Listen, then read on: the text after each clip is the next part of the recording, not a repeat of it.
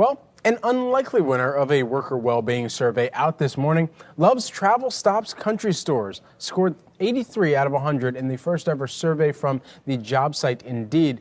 Millions of anonymous employees were reviewed to rate U.S. companies based on happiness, stress, and satisfaction. Some other companies that ranked: H&R Block at number 2, Delta Airlines that came in at number 3, and a host of other companies that our viewers recognize: TCS, Accenture. Even if you go into the 6 through 10, IBM, Nike also rounding out the top 10 there.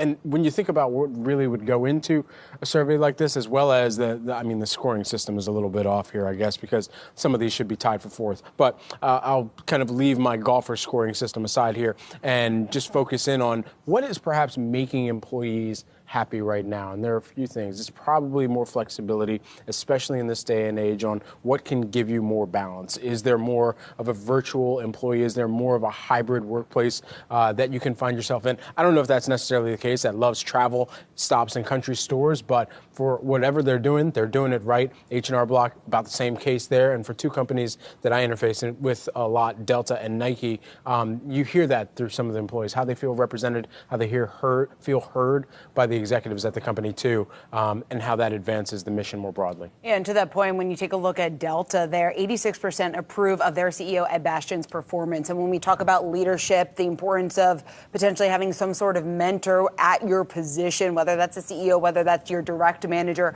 obviously that's so critical just in terms of the day-to-day satisfaction. But you also want to know that there's a growth opportunity at that company. Speaking of Delta, I was a little bit surprised given the fact that the airlines are having such a tough time getting the workers that they need. We talk time and time again how some of the morale at these airlines are low. Delta was the only one here within the top 20 of this survey and coming in at number 3. Another thing that stuck out to me, some of these tech giants, which have historically been known as or thought of as the best places to work, not many of them were in the top 20. You mentioned IBM there at number 6. Microsoft was the next big tech company at number 15.